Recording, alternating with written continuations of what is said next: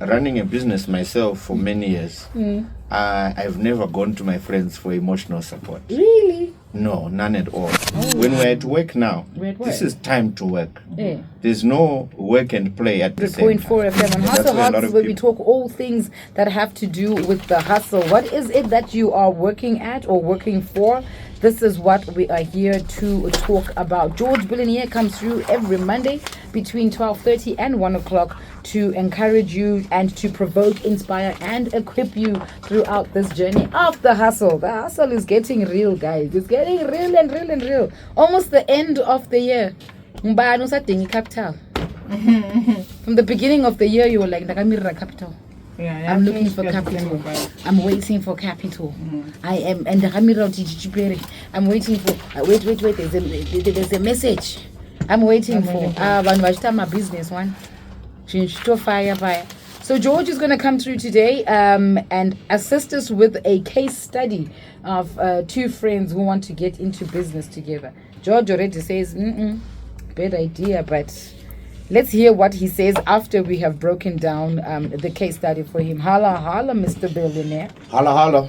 Yes. It's your boy, George Billionaire, with none other, the ones and only Becky K and Noma Nyce. And a big shout out to all the pulsers out there. And we are here as always to very much provoke you, to change your mindset, to inspire you and to equip you into taking action. Now, the mandate of this show is not just to hear good food into your ears, into your mind, but we're here to actually give you an imprint, a plan, but you must take action and make sure that that plan materializes and you actually become a better individual. Becky, last week we had an amazing show. The week after we had an amazing show. Yeah. Today we're going to have another amazing show. But one thing that's not changing are some of the pulsers who are just listening. And my call to action to everybody today is, you've heard so much this year, last year, but let's just not be hearers. Let's be doers. Let's actually apply some of these things. Many years ago, Becky, I used to be like many people who listen to the show who say, George, entrepreneurship is not for everybody. I was at a company this week where they had a staff wellness program. Oh, yeah. And my message to them also was encouraging them that don't rely on one source of income. Because if I had not started, I probably wouldn't be where I am today. Right. And that's the greatest fear most people have, the ability to just get started. I can tell you the greatest secret to getting ahead is getting started. But most of you will never know what it's like, or taste, or feel what financial freedom or just having an additional source of income is until you start. I like the part where you said additional. Because yes, a source of income can be there, but an additional one is always something that is needed and very, very, very much appreciated. True, and many people are really relying on that one source of income. And I keep telling people, and we've said it so many times on this show, don't rely on just that one. You must increase your streams of income. That salary that you are getting from your employer, make sure you use it so that it becomes a seed to the business or the side hustle that you want to do. I can guarantee you nobody will ask their boss for an increment and get one. But the one thing that you're getting steadily is a salary. But we all know the story of the parable of the seeds. There was that one who got 1, 5, 10. But it's what you do with that same salary. People should be shocked 2-3 years down the line to say, Noma Nyce, how did you manage this when we were all working, getting the same thing? But it's that deliberate, small, little bit on a little bit, and soon it will add up and become much. That's what we need to do so that we change our lives and we become better people in the long term. Right, we got pulsers waiting to hear what George has to say today in terms of hustle hard. In terms of business, George, I know you are not very big and keen on friends working together. Before we read you out the case study, can you just quickly let us know why, George? Why don't you want friends to work together? Becky K, I think I've said this so many times on this show, and one thing is true. Everybody thinks that working with Noma Nyce, because we went to school together, we know each other, we are friends, and business will ultimately become great. And I think we've got a case study that I asked people to actually do. To say, listen, show me friends who started business together. who are still in business together 5 years on. And I know who are still in business 5 years on. And I think last time I really did emphasize that Becky K and me, George, can partner on a business if that's not our only stream of income. Right. Because both of us have an interest in that, but we do our own separate thing on the side. But if it's the only thing that we are both looking forward to pay us, Becky K is going to get very envious of George when he all of a sudden buys a new phone, a new car. Okay. And yet you're saying, where are you getting the money from? Yet we both run the same business. I get. So people will become envious, there will be mistrust. I will say, but Becky, I brought in this customer. You are actually not bringing in that customer. You'll find that when two people partner, most of the time, George is the marketing and sales rep guy. Becky is the administrator. She does the back office work stuff. So what will happen in time, George will end up doing things, bringing in business and managing the client by himself and not bringing it to Becky K and keeping the money. So I would say my advice to people who want to start with friends, initially it's okay, but when the real money starts coming in, the real figures, that thing called envy will begin to creep in. And that's what most people then end up fighting for the name. To say, no, Pro A is mine. You're saying, no, it's mine. But then at the beginning, we were okay because there was no money involved.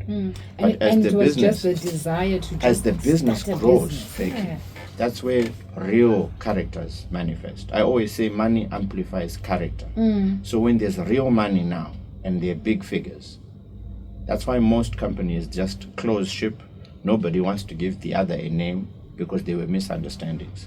I would rather say, and my advice is this, if I want to employ an administrator, employ an administrator, don't make them become a partner or a co-director. Okay. It's far cheaper and more manageable for you to have an administrator who you pay X amount of dollars a month, then bring in their skill in exchange for shareholding in a company, because shareholding does not change. Whether we make profit or not, it does not change. But a salary, it's like a contract. If I'm not happy with your service, Becky or Noma, as my administrators, we will relieve you of your duties and find another administrator.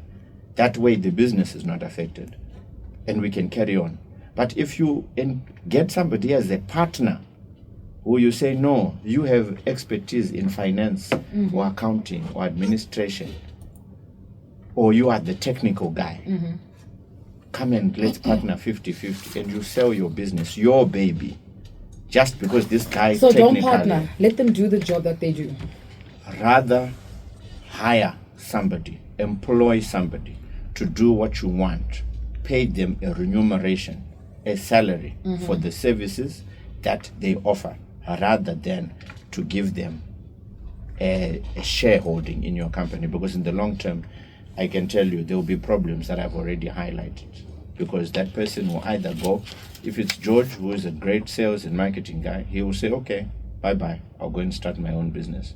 And then you will crumble. So it's better to have somebody who is employed by you than to partner, because I've seen it. I've given advice to many who've come back 2 years down the line. And sometimes the one who has the idea for the business gets kicked out one way or the other. I know to lose a company, you cannot I know lose the idea, and the person that they brought on board takes over. That's exactly what happened with one of the biggest companies in the world today. We know the story of Steve Jobs.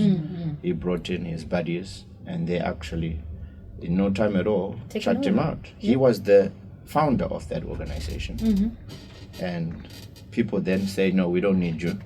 Because and today people still talk about Steve Jobs. You see, not the other. because that's it. Because there's the guy who is supposed to. So, I mean, it works well when, like I said, you're investing in a business and it's not the only source of income. It's okay.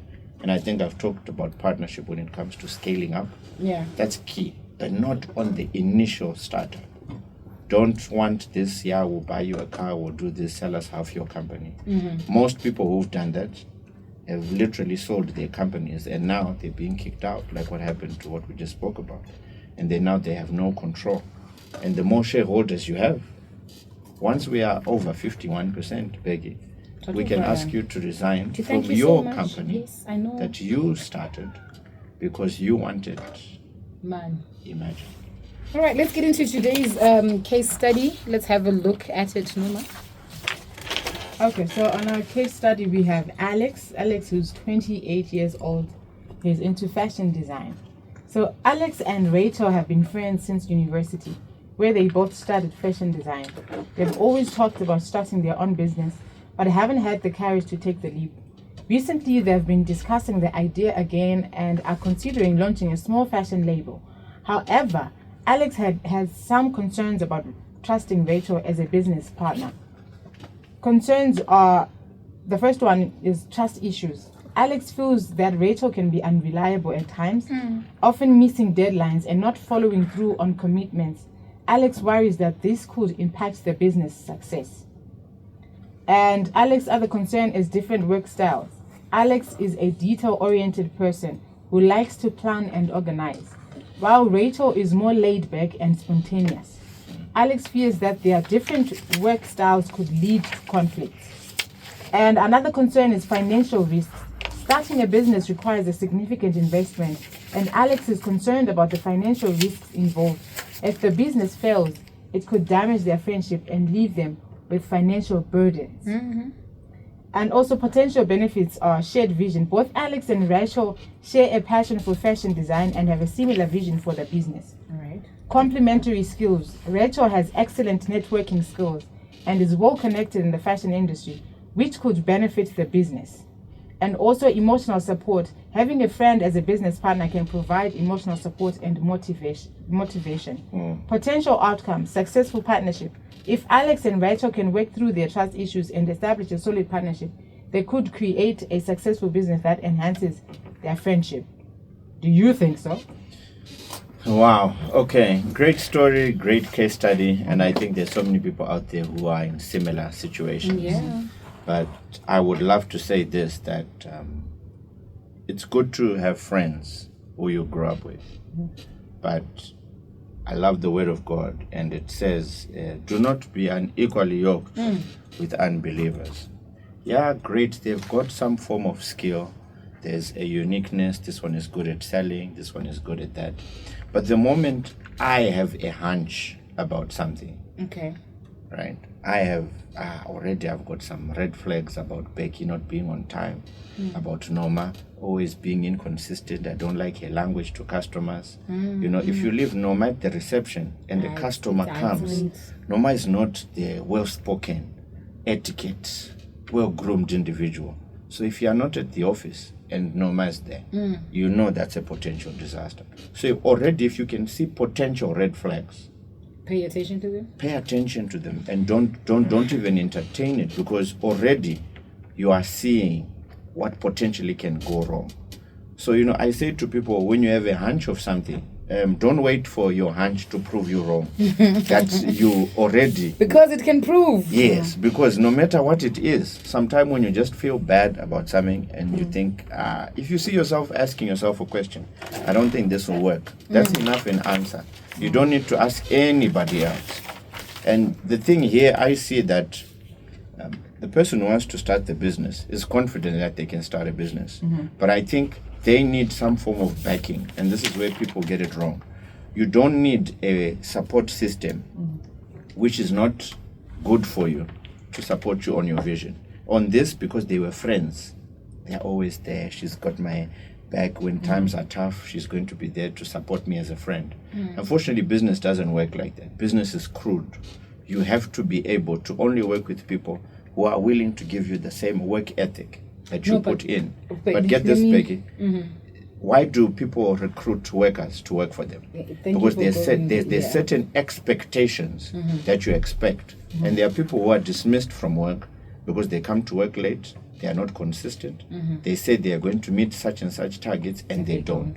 But because now it's a friend or it's a relative, you want to be a little bit more, it's okay, no, we'll work on it, they'll become better. Unfortunately, in business sense and in monetary terms, don't keep a bad apple, because it will become contagious to the rest of the workplace, and then that will lower your standard as an organization. So for me, already if the red flags, already if the things that you've seen are not good, be very crude with yourself. You don't need somebody who is a friend to support you in bad times when business is not going well. Friendship and business should be totally separate. So the aspect emotional support, just check it out the window. Emotional support Becky, I can tell you, running a business myself for many years, I've never gone to my friends for emotional support. Really? No, none at all. For business. Okay. For business, no. Why? Because remember, as friends, our friends are at different levels in life. Oh, yeah. Right? You have a friend who does not have a business, and you cannot go and talk about you need $10,000 to get your stuff in because your friend is still on the $200 a month. So that conversation cannot happen. You may need a shoulder to lean on, but your friend will say, "What? 10,000? I was wanting to ask you for $20 and here you are." So conversations differ. So depending on the type of people you have around you, those can support you.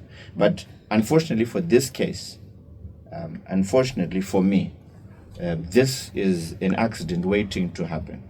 So what's the best approach for Alex? Should he work by himself and then once in a while hire Rachel on a consultancy basis? Because she's connected, he's not. Maybe he's got the brains for the business and he knows a bit about the fashion industry and all, but I'm a connection to Rachel. And I think this is the same thing with any organization and business out there. There's a specific department for sales and marketing. There's a specific department for accounts. There's an HR department. Because whoever founded the business cannot duplicate themselves, or maybe they don't have the skill to do HR, accounts, sales, being a people person in etc. So I would say to Alex, start where you are by yourself, right? If you need to recruit somebody, they must, at the end of the day, business principle-wise, be able to deliver. Make sure they're on time, they speak well, they represent you well. Already if it's your friend, and they've been your friend for a couple of years, I know my flaws of my friend. They are not punctual, they are not professional, etc. Right. So you don't want to incorporate that in your business because already you know. But there are people who you can employ. And if it's about getting, a bigger network, you could hire him or her on a commission basis. If you lead these people to us, we will reward you by a commission if you don't want to be employed by us. Or you can employ them and give them a salary depending on if they are able to deliver what it is that they're supposed to deliver. But let's say we're already in this situation. I've already started a business with Precious, right? And we've been doing well, but obviously you see red flags or she's seeing red flags. What's the best way to have that conversation where we can still separate our business but not tarnish the friendship? Okay. I think for me, I'm one person who's very crude because I know that Noma Nyce has a mentor. Precious maybe doesn't have a mentor. So we see things differently because we're at different levels. So I always say this is why that verse is very key. Don't be unequally yoked, right? You may be a Christian, I may be an unbeliever. Already our principles and what we believe in is going to be different. I may want to tithe, you may say, what is that? You understand? We've got different. So it's so important to align yourself with somebody who understands you. But when it comes to friendship and business, you must separate the two. Because if you want to become emotionally vested, I can tell you will become emotionally also very financially broke. Because you'll be so scared of losing a friend, but then it's not going to be financially rewarding. So I think it's always good to be crude to the point. Say, you know what, I don't think this is working out. I'm going to try go on my own and see how I can do that. But the longer you prolong a potential accident happening, it's going to cost you a lot and it's going to waste a lot of your personal time when you could be growing. Sometimes the best decisions people made were to actually break off, go on their own, and they actually grew a lot faster than to keep that monkey on their back. And they had that extra weight, which unfortunately led to them being mediocre when they could have actually grown in business. Just because I wanted to keep our friendship. I guess also I stand corrected. If you're going to get into business with your friend, like you said, make sure that the communication is clear from the get-go as to who is responsible for what. And even with profit sharing, we have to 60%, 40%. Hey, So that when the money comes in, 60% ruenda ugo, 40% ruenda ugo. As opposed to then being jealous of your friend who then prospers because you don't think the same, but you just came together for this one cause in this business, and now you think, no, we're at the same level. So I think communication should be clear. Just don't do a business with pressures. That was just an example. Yeah, that was You know, Becky, I think also when it comes to this profit sharing, the greatest challenge with friends, remember, after work, you play together, you party together, you have a good time. And most people fail to differentiate friendship time and work time. When we're at work now, this is time to work. There's no work and play at the same time. And that's where a lot of people get it wrong. Because when you're at work, you're working. You're making sure you deliver what you say you would. After work, yes, we can play. So most of the people I know who've become successful, I like my friend after hours. We can go and watch soccer together. We can go and chill. We can, play soccer and all that. But during working hours, it's working hours. We must be accountable to our deliverables. So because and you're emotionally vested, you can't tell your friend the truth. And you can't cut them off. But that thing you're failing to cut off is going to grow and become a bigger, more difficult thing, which is going to cost you financially because you just want to keep your friend happy. We've got 5 minutes before we shut it down on Hustle Hard. 0719 100 404 is the WhatsApp number. You can send your questions, your comments, or your contribution. Do you think it's a good idea to start a business with your friend, or do you have a business that you have started with your friend? How is it going? Do you regret it, or you guys are waxing strong and you're like, we are doing the things. We're doing the things. Let us know. Nicely. Yes, cruising nicely at an altitude. So just let us know if you've ever thought of starting a business with your friend, or if you did start one, how is it going? What are some of the pros and cons that you discovered and found out within the business? So George, with the description on the case study, one of the things that stood out for me was that we heard from Alex's point of view the concerns that he had for Rachel. But if we were to flip the coin and check what Rachel's concerns may be, I would pick out Kuti. Alex is some kind of a control freak. He just wants things done his way. Things must be done his way. Yeah. And I think it's right, especially if it's your vision and you're the founder. Okay. Because if you just want anything to happen, remember, a business is like a child. Okay. You must train up that child in the way they should go. Ooh. Otherwise, they will go anywhere. Like a child. So when you train it, this is why I say it's very difficult to have two fathers or two mothers to a child. There can only be one who is the commander-in-chief of that business. And what I say goes. That's it. And if you're not happy with that, sayonara, goodbye. We see you. Because this is how I want it to go. Okay. If I say I want us to open another branch and you are saying you want to do something else, what I say as the owner of the vision should go, because I have the long-term vision of where I want the business to grow. If I say this year we are not giving each other dividends because we want to grow the business, right? That's how it should be. We wait another year until the business has grown. Then we share after the business has grown. So it's important to have that sort of dominance when it's your vision. You must own it. Don't, relax because you want to please people around you. You know the ultimate vision of where you want to go. Therefore, be very stern. It may not be the common denominator with everybody else, but you're the visionary. You know where it wants to go. What about businesses where you bring money together? I think the most important thing is visions should align. Don't worry about the money. Is the vision the same? Align. So vision is more important than the capital. That's it. And if we say, thank you, George. and if we say we're not taking any dividends or profits for the next 5 years until the business grows, Becky, don't come with your emergency at home and say, I need to break ship now because I have an emergency. It has to be signed for to say, listen, this is an investment. Only after such a time do we then reward ourselves. But because of those inconsistencies and that lack of communication, that's where the greatest challenge is with these partnerships. There are so many things which are not detailed and communicated, which is what then causes these businesses to fail. All right, it is a minute to 1 o'clock on Capital 100.4 FM. To those of you who were sending through messages, thank you so much for being part of the conversation. Before we go, there's a message here. I'm going to censor it, and then you can answer. Auntie George, there's a certain mechanic who works with his friends, very well known, but he works with friends. Any word of advice? Wow. So at the end of the day, I think that business sooner than later, because of customers not being taken care of, because it's not going to be a long-term business, because the moment you mix friends and business, that business, remember, there are people who come and who speak already. If that person is speaking that of that company, all it has to do is to leak, and at the end of the day, people don't want to deal with a mechanic who is high on a certain substance and trying to fix your car. Otherwise, things are not going to be done to standard, and that mostly business is not going to grow. So to that person, my recommendation, as I've said before, focus on excellence, especially regarding your business, rather than entertaining your friends for short-term gain.